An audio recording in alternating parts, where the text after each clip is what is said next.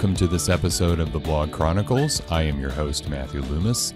This show is sponsored by BuildYourOwnBlog.net, the full-service destination for people who want to start their own WordPress blog and achieve long-term success. My guest today is Rand Fishkin.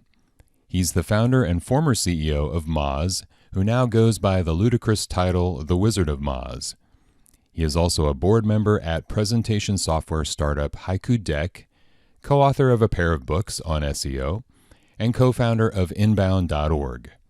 Rand is also an unsavable addict of all things content, search, and social on the web. From his multiple blogs to Twitter, Google, Facebook, LinkedIn, and a shared Instagram account. In his minuscule spare time, he likes to gallivant around the world with his wife, Geraldine, and then read about it on her compelling and enjoyable travel blog. Today, MOZ is one of the most visible companies in the world.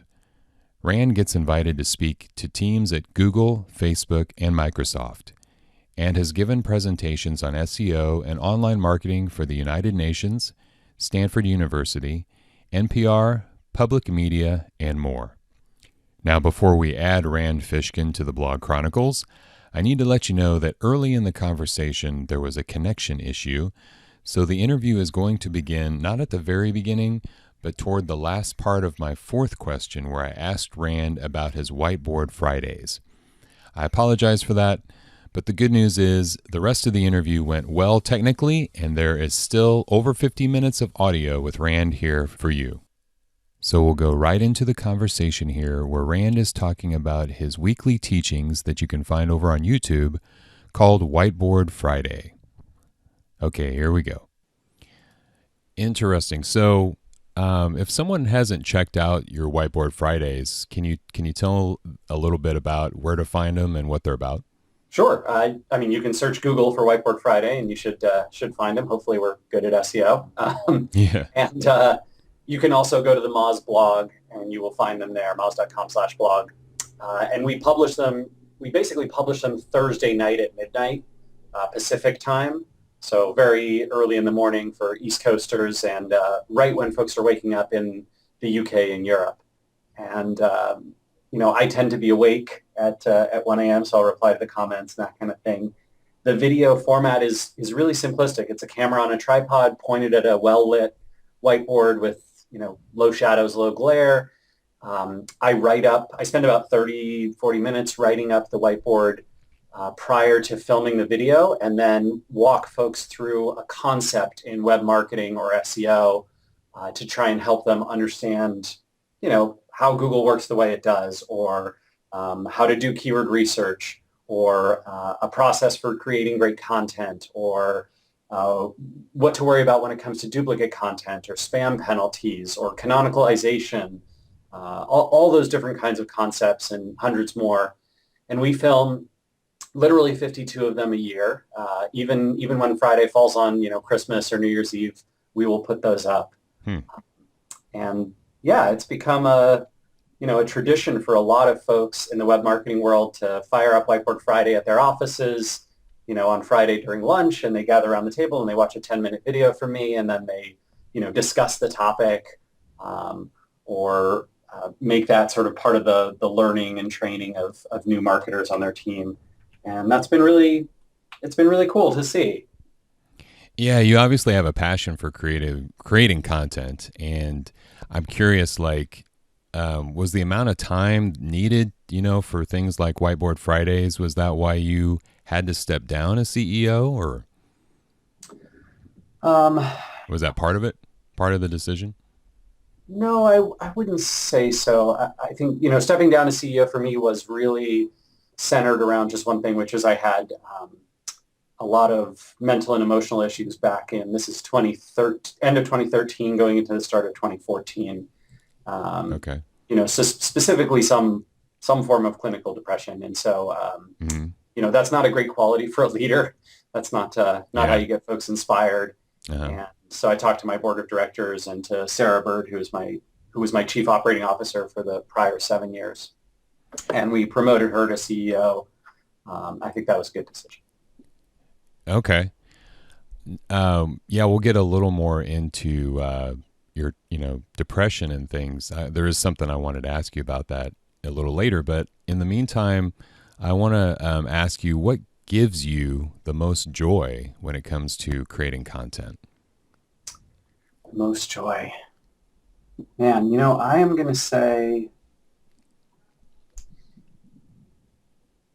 I think it's when I create something that provides value you can't get anywhere else. Mm-hmm.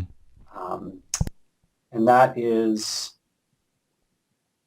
that's something I really take a lot of pride in, is trying to provide that unique value, not just, hey, we're going to do a better job of this, or we're going to do this differently, but that it is the only place, the content that I create, wherever I create it, that is the only place that you can find that specific either information or tactic or experience. I think that's one of the big reasons that I love sharing personal experiences, is because that's an extremely hard to replicate form of content value.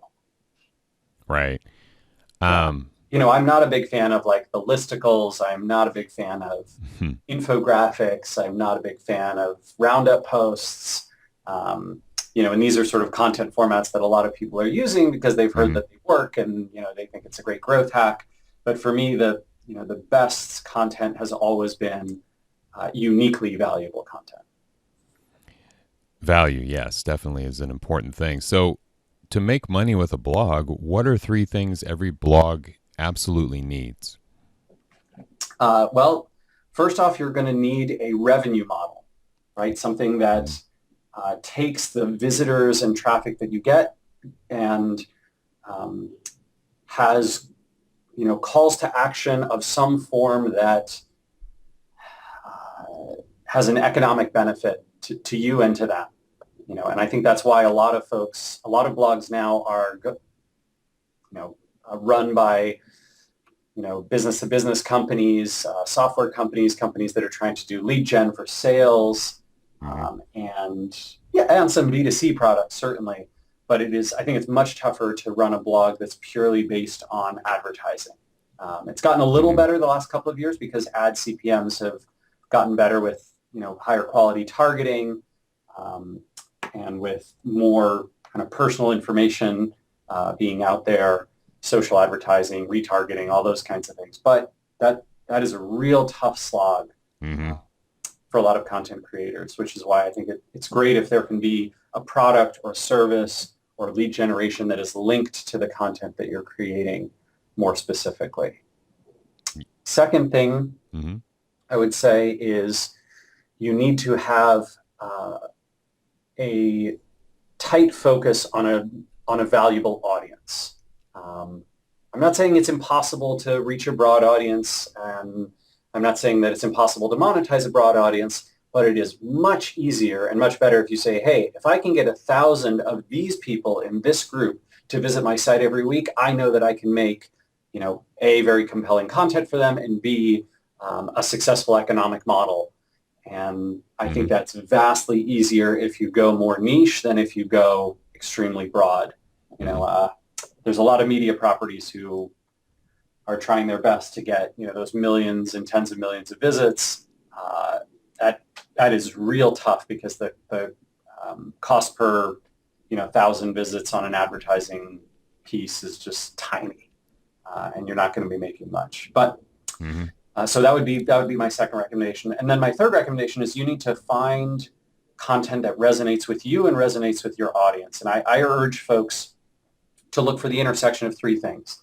Number one, a form of content that they are personally passionate about. That could be animations, it could be video, could be photography, could be tools, right? If you've got some coding skills, maybe you can make some online embeddable tools. It could be classic blog posts, long-form articles, white papers, research, graphs and charts, whatever it is that you're amazing at creating and you have real passion for.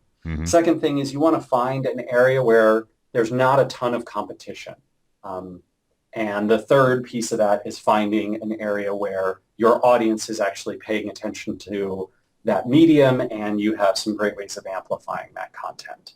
So if you can find those three things, I think you've got a great way of building a content flywheel. You add that to an economic engine and to a tight audience focus, and I think you've got a great formula for a blog.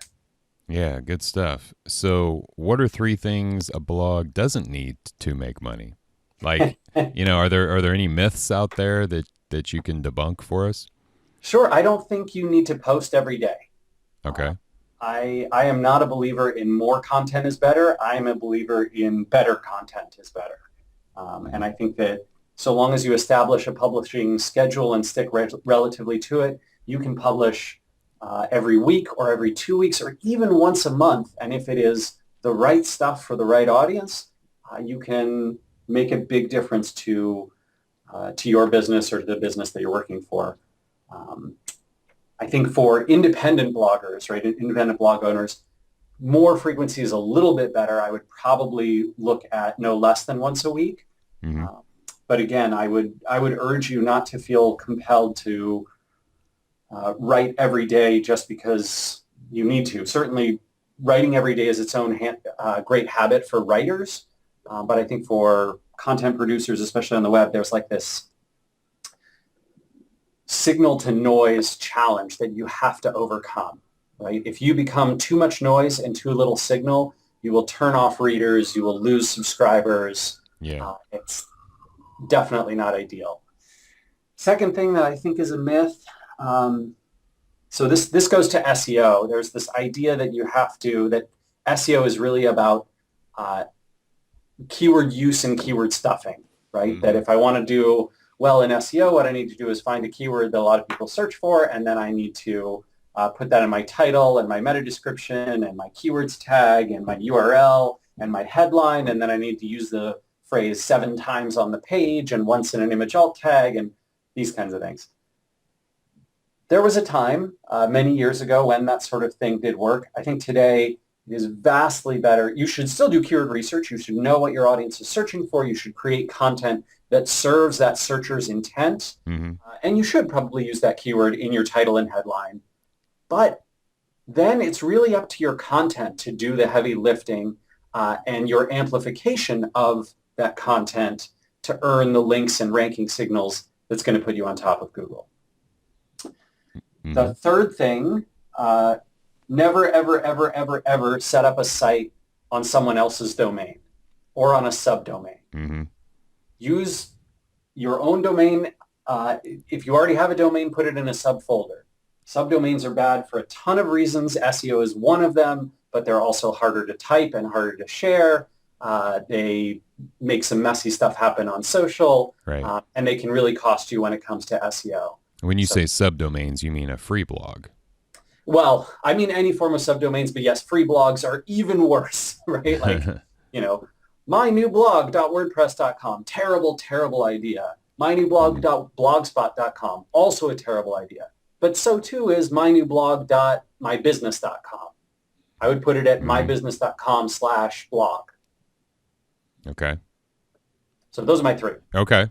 And we'll get a little more into SEO in a second. What do you see happening in the next 2 years when it comes to blog monetization? What is it going to look like? I think we're going to see the trend that we have seen the last 3 or 4 years continue, which is more native content and sponsored content.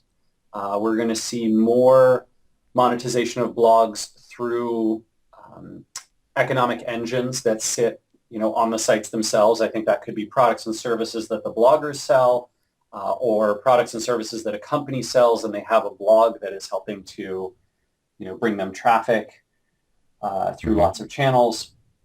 I also suspect that we're going to continue to see this trend that we've seen with things that folks like Facebook and Medium have done, where they try and urge us to create the content entirely on their sites and then work to help monetize it for us. Some people are going to be tempted to go that path. I will not. I think that's a terrible idea. I love when you can republish content on another platform. LinkedIn, Medium, Facebook, those are all great places to share snippets of content or to put up your content and then bring people back to your website. Right. But having them be your central home for content, I think, is really dangerous. Yeah. It's like being a renter versus an owner, right? Oh man, yeah, it's even worse, right? Because with the rent, the landlord has to give you a certain amount of time before they can kick you out. You sign a contract, you know how long you're going to stay. Yeah. This is right. Tomorrow, Medium could decide they own all your content and they're unpublishing 20 of your posts, and they're no longer going to send you any traffic from it. So, you have to be real careful with that. Facebook did that a few years ago. I remember, what was it, 2012 probably, that, what was it called? There was this, organic reach apocalypse on Facebook when folks were finding that their pages were reaching, no longer reaching 15 or 20% of their audience, but only reaching 9 or 10%.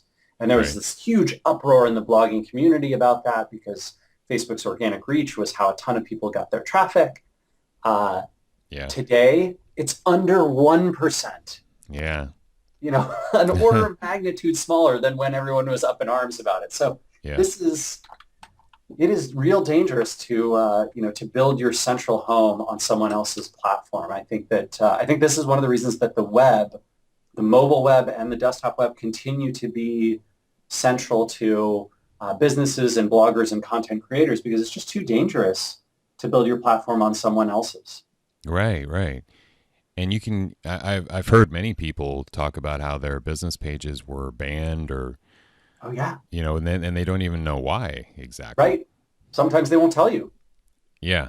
It's so difficult to get answers from the landlord. So now you founded a site called inbound.org. Yeah. And is that a monetized website?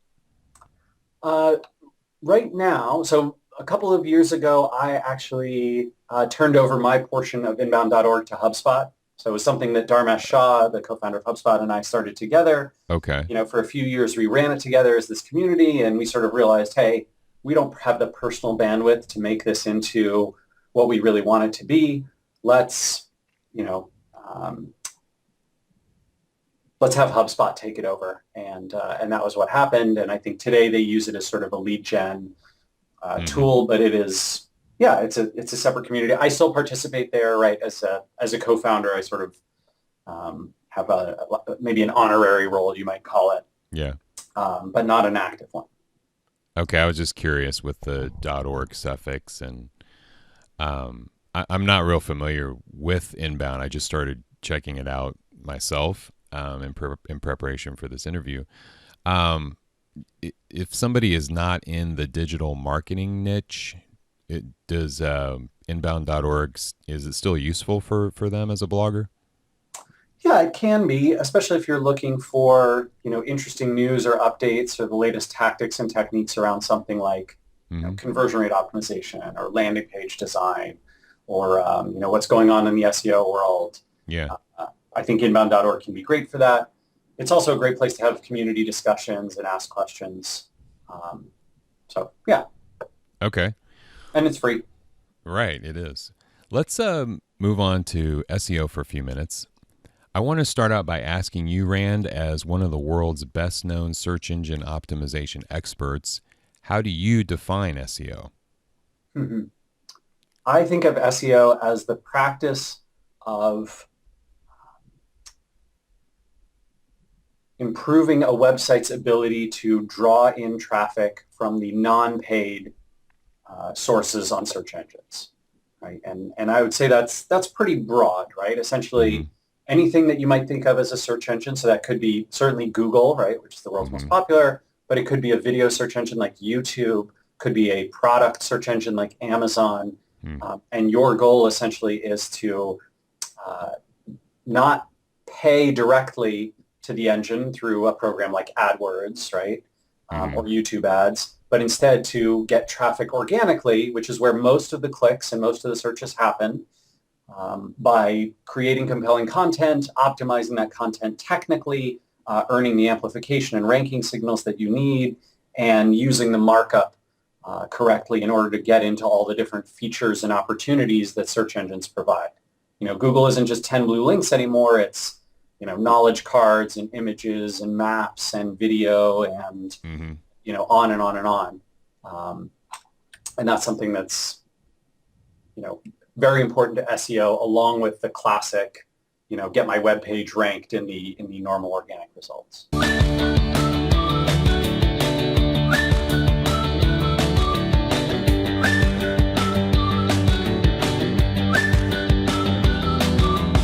So I have a question from a listener named Mary Rose, and she wanted me to ask you, quote, is it true that SEO-focused web copy is experiencing a decline in effectiveness? If search engines are targeting content and context, how does this relate to keywords and key phrases, or does it? Basically, how do I make sure my posts get the kind of search engine love I hunger for? Yeah. So Mary, you're right. If you think, if you define SEO-focused content or copy the way we did, say, 10 or 12 years ago, it's definitely experiencing a decline. Let me put in a bunch of uses of my key phrase and a bunch of modified versions of the key phrase. That is old school SEO that's not very effective anymore. What is very effective is still doing your keyword research, using those keywords intelligently in places like the title and the headline, and then doing a phenomenal job of serving the searcher's intent on the page with your content. And that doesn't just mean text content. That can mean images. It could mean video. It could certainly mean tools and embeds. It could mean forms. It could mean surveys and graphs and data. I look at something. I believe they are still ranking for this. So if you search for, election polls, I believe you will find 538, near the top, and New York Times as well. And they're providing a tremendous amount of very interactive data and graphics and charts along with some content. But they don't, it doesn't say on the page election polls 20 times. In fact, I don't think election polls is not even on the page one time on this 538 page that ranks so well. Right? And that's pretty remarkable. What Google has essentially done over the last few years is they've figured out context. They've gotten way, way better at text analysis of all kinds. And so they know that election forecast and polling data and predictions are all words that essentially mean the same thing as election polls. And so they're happy to rank 538's content for that. They know that it solves the searcher's intent and the searcher's problem. They know that it's earned a tremendous amount of traffic and engagement and links and shares. And so that's the kind of content they want to rank, even though the key phrase doesn't appear, exactly on the page. And I'm not urging you to not use the keyword on the page. I'm just saying that Google's gotten way more sophisticated about this, right? And so you can rank for a much wider variety of terms that are related to the problem your content solves if you do a phenomenal job of solving that problem. So that would be how I think about that. It's good to not think about just one key phrase, but to have a strategy of using, multiple key phrases. Yeah, exactly. There's a Whiteboard Friday that you can watch that I did on exactly this topic called "Can SEOs Stop Worrying About Keywords and Just Focus on Topics?" And in that Whiteboard Friday, it's from February of this year, I kind of described the process that I would use to do, keyword optimization today. Yeah, by the way, I'll be linking to all of your resources in the show notes on the blog page for this episode. So, Rand, what are 3 simple SEO tactics that a new blogger could implement today? SEO tactics that a new blogger could implement today. Let's see. The first thing that I would urge you to do as a new blogger is to assemble the keyword terms and phrases that you want to rank for. So I would do some keyword research to figure out what are the things that people are searching for, what are the terms and phrases that my audience is looking for that aren't too difficult to rank for. So I'd look, for some form of keyword difficulty on that. I'd look for opportunity, meaning, terms and phrases where there's not a ton of ads over the page that are taking away the click-through rate, where you have an opportunity to rank and to earn traffic from those. And I'd be looking for terms and phrases that are very important to you because they are going to drive exactly the right audience you're looking for. And then I would take that list and prioritize it in order, and I'd come up with the pieces of content that you're going to write that you feel really great about to target each of those keywords, and I set a schedule for myself. So that's kind of step one. Second step, I would do just a quick audit of your site, and you could use a number of crawl tools. If you're more sophisticated, something like Screaming Frog is pretty good. If you're a little more basic, there's, let's see, onpage.org is good. They might be also a little advanced. The MOZ tool, MOZ Pro is pretty good for that. And Google, used to be called Google Webmaster Tools. It's now called Google Search Console. That's also a good tool for just identifying any problems that your site might have. If you're using WordPress, you're in a pretty good place already. And there are some SEO plugins. The Yoast plugin, Yoast SEO plugin is pretty popular.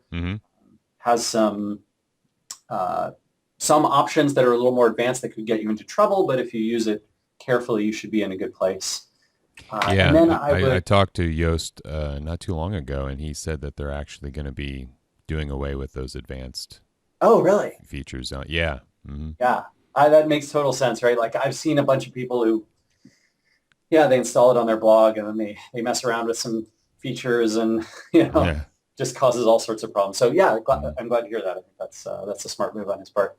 And then the third thing that I would say is I think you need to figure out how exactly you are going to achieve amplification and links from your audience. So, I like to ask the question before I ever start creating a piece of content, I ask the question, who will help amplify this and why? And I want a list of people, right? I want individuals that I know I can reach out to, I can talk to them, and they will go and tweet about it. They'll go link to it from their sites. They'll go put it up on their Facebook post because they care deeply about the subject matter. They care about, wanting that message to be amplified. They care about helping me, whatever it is. Yeah. And so I would look into, from a broad perspective, not just an individual content perspective, who are the people, the websites out there that are going to link to you, the social accounts that are going to share your content, the influencers who are going to talk about you.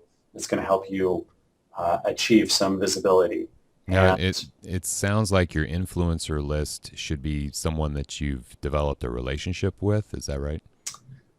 Ideally, but it doesn't have to be that way, right? Like a lot of times you can find people who you don't know or don't yet know. Okay. But that they care deeply about this particular issue and they are likely to talk about it. And if you contact them, they're going to be interested because it is up their alley and you're doing something unique in that sector and you've seen them, ask questions about it before or share content in that space before. That can be really useful. I get that stuff all the time, right? People reach out to me. I would say about 1 out of 10 of them does a great job. Right. 9 out of 10, I either reply or I hit delete. But it's really poor outreach. And then 1 out of 10, someone will send me something like, "Hey, Rand, I know you're really passionate about, gender diversity at conferences. You should check out this project." And I find it. I read it, I engage with it, I appreciate it, and I share it.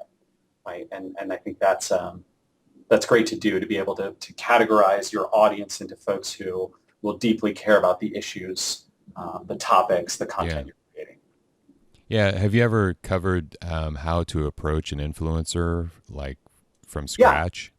Yeah. I do. I think I have a Whiteboard Friday on that, and MOZ has a bunch of content around influencer marketing. So if you search for influencer marketing, MOZ, you'll see a bunch of good content on that, including a Whiteboard Friday on earning amplification from influencers.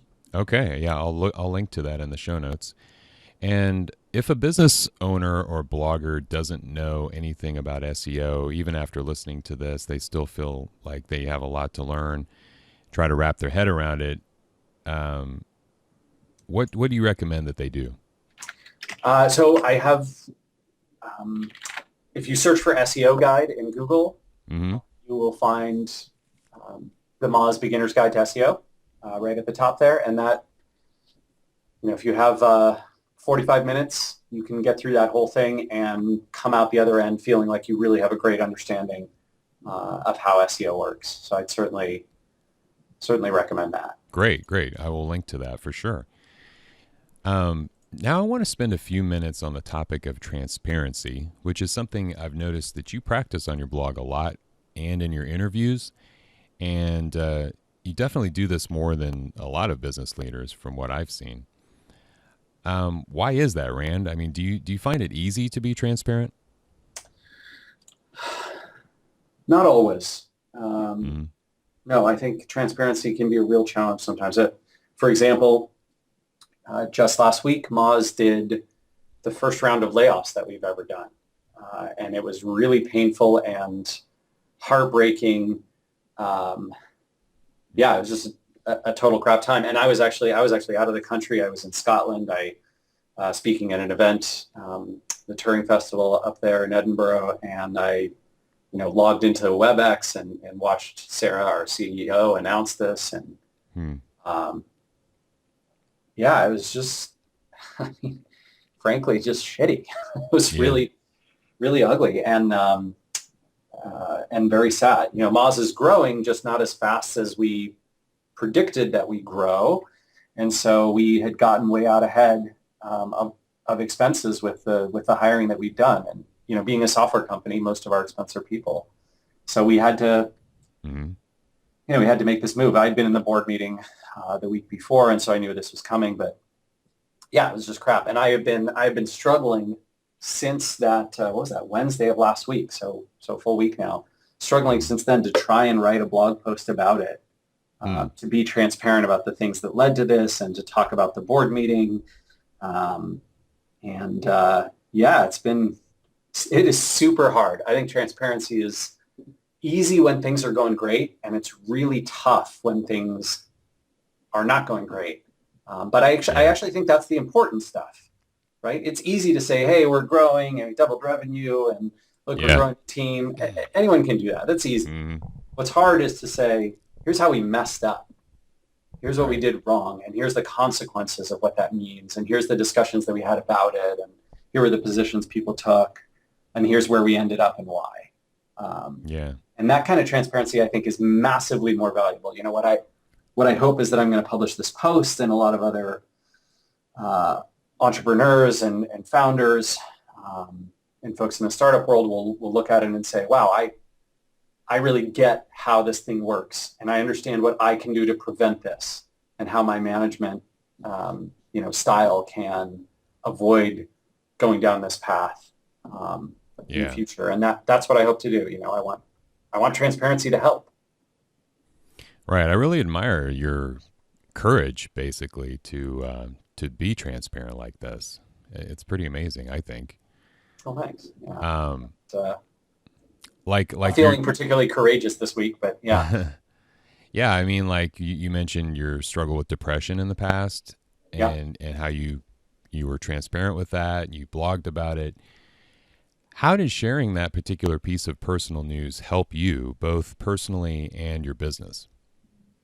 I mean, I don't think it helps the business at all. But that's not why I do it. For me, transparency is not about gaining a competitive advantage, or whatever you want to call it, like building great content that gets amplified or something like that. Transparency for me is a core value. It's something that I do and would do and will keep doing, even if it's a competitive disadvantage, because I believe it's the right thing to do. And it's something that I wish others would do, and I appreciate so tremendously when they do that. Yeah, for me, this is about values, not about business value. Would you say that transparency helps you connect with your audience? Because I couldn't help but notice on your post about depression, there was a ton of comments, and it seemed like everyone like really cared about you and was connected to you.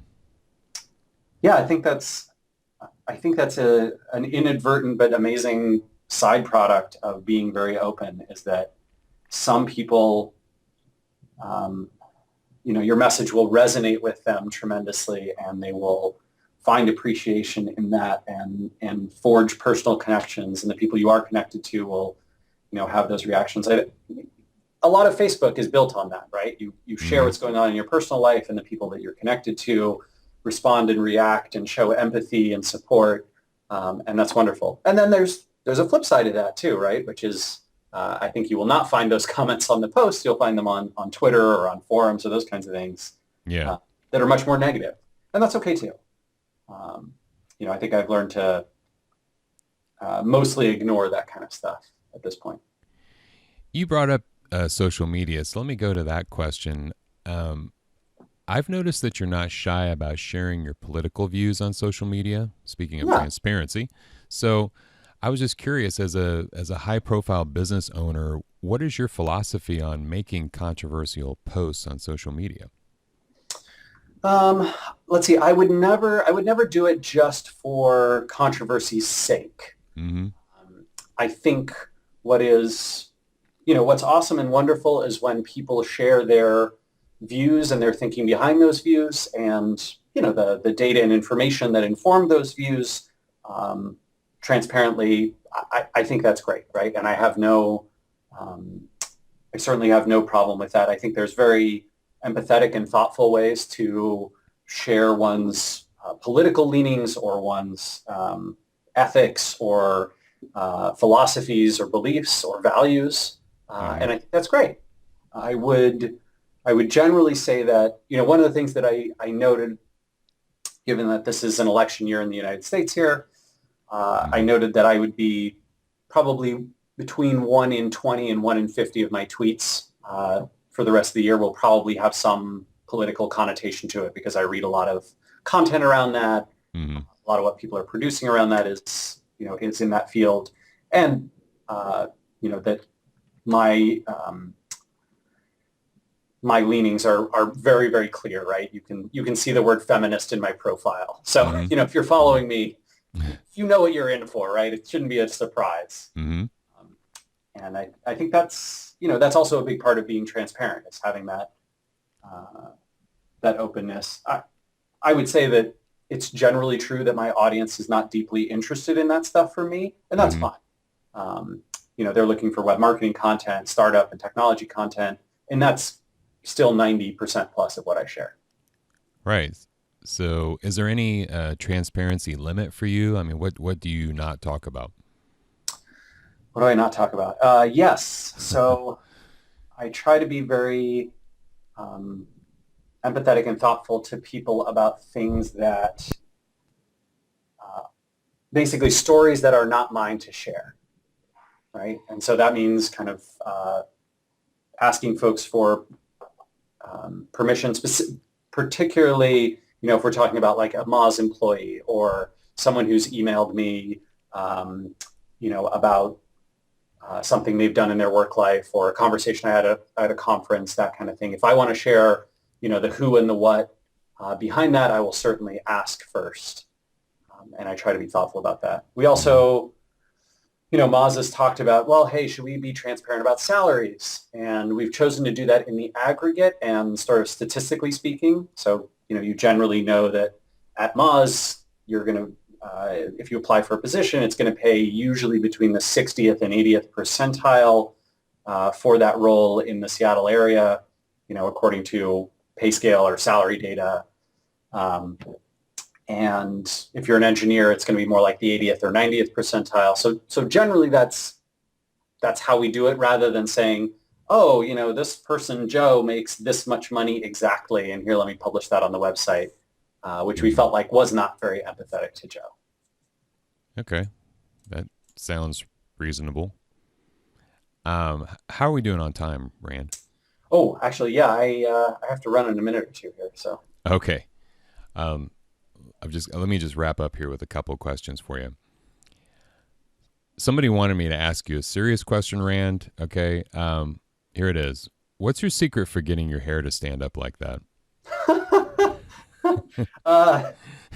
I'm going to say 1 part genetics, 1 part thorough drying, and 1 part good hair product. All right.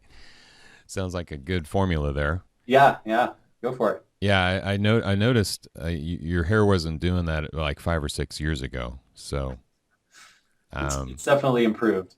yeah, definitely looks good. Looks good. Thanks, man. So I want to close with a question that I ask every guest, and it's simply this: Rand, how has blogging changed your life? I mean, blogging's changed my life in basically every single way. Blogging is how I built my company. It's, how I share things about my life. It's how we acquire customers at MOZ. The blog my wife started, Mm-hmm. everywhereist.com has, chronicles our travel journeys and helped landed her a book deal this year, which is going to be published next year. Yeah, it's a great blog, and I will link to the. Oh, cool. I think it's not the Everywhereist, it's just everywhereist.com. Everywhereist.com. Yeah, that's right. Okay. And my blogging and my writing helped me land a book deal as well earlier this year, which I think will be published next year, more business focused.